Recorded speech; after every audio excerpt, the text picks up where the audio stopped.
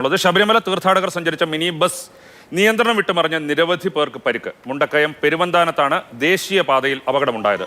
തമിഴ്നാട്ടിൽ നിന്നുള്ള തീർത്ഥാടകരാണ് അപകടത്തിൽപ്പെട്ടത്. ഷിനോജ് ജസ്റ്റ് ഈ വിവരങ്ങളുമായി ചേരുകയാണ്. ഷിനോജ്, വലിയ അപകടമാണല്ലോ, മറ്റു വിവരങ്ങൾ എന്താണ്? അത് രാവിലെ 10 മണിക്കാണ് ഈ അപകടമുണ്ടാകുന്നത്. ബ്രേക്ക് നഷ്ടമായ വാഹനം തിട്ടയിലിടിച്ച് നിർത്താനുള്ള ശ്രമത്തിനിടെ റോഡിൽ തന്നെ വട്ടം തിരിയുകയായിരുന്നു എന്നാണ് നമുക്ക് പോലീസിൽ നിന്നും നാട്ടുകാരിൽ നിന്നും ഇപ്പോൾ പ്രാഥമികമായി ലഭ്യമാകുന്ന വിവരം എന്ന് പറയുന്നത്. ശബരിമല തീർത്ഥാടകർ സഞ്ചരിച്ച മിനി ബസ്സാണ്. ഇവർ തമിഴ്നാട്ടിലെ തഞ്ചാവൂരിൽ നിന്ന് വരികയായിരുന്നു. ദർശനത്തിനായി പോവുകയായിരുന്ന തീർത്ഥാടകരാണ്.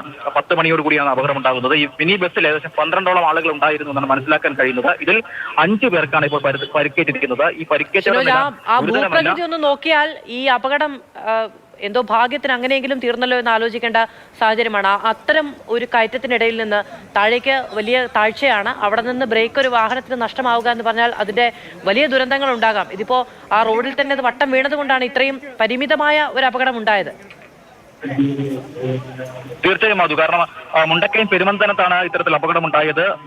സാധാരണ ഇത്തരത്തിൽ ശബരിമല സീസണൊക്കെ ആകുന്ന സമയത്ത് നിരവധിയായി അപകടങ്ങൾ നടക്കുന്ന ഒരു മേഖല കൂടിയാണ്. ആ മേഖലയിലാണ് ഇന്ന് 10 മണിക്ക് ഇത്തരത്തിലൊരു അപകടമുണ്ടായത്. എന്തായാലും ഏറ്റവും ആശ്വാസകരമായ കാര്യമെന്ന് പറയുന്നത് ഈ പരിക്കേറ്റിട്ടുള്ള 5 പേരുടെ നില ഗുരുതരമല്ല എന്ന് തന്നെയാണ് ആശുപത്രിയിൽ നമുക്ക് ലഭ്യമാകുന്ന വിവരമെന്ന് പറയുന്നത്. ഇവർ നിലവിൽ ഈ 5 പേരെയും ചികിത്സയ്ക്ക് വേണ്ടി മുണ്ടക്കയത്തുള്ള സ്വകാര്യ ആശുപത്രിയിലേക്ക് മാറ്റിയിട്ടുണ്ട്. ഈ അപകടം നടക്കുന്ന സമയത്ത് ദേശീയപാതയിൽ ഉൾപ്പെടെ ഗതാഗതം മുടങ്ങിയെങ്കിലും നിലവിൽ അതെല്ലാം പുനഃസ്ഥാപിച്ചിട്ടുണ്ട്. രാവിലെ 10 മണിക്കാണ് ഇത്തരത്തിലൊരു അപകടമുണ്ടായത്. മാധു പറഞ്ഞതുപോലെ കാഴ്ചയിൽ ആശങ്ക ഉണ്ടാക്കുമെങ്കിലും പക്ഷേ പരുക്ക് മാത്രമേ ഉള്ളൂ. ആർക്കും ജീവൻ നഷ്ടപ്പെട്ടിട്ടില്ല. കഴിഞ്ഞ ദിവസങ്ങളിൽ തുടർച്ചയായ അപകട വാർത്തകൾ, അതിലുണ്ടാകുന്ന മരണം, ഇതെല്ലാം നമ്മളെ അസ്വസ്ഥരാക്കുന്ന ഒരു കാര്യമാണ്. ഇന്നിപ്പോൾ മുണ്ടക്കയത്ത് ഒരു അപകടം ഉണ്ടായി. അവർക്ക് പരുക്ക് മാത്രമേ ഉള്ളൂ.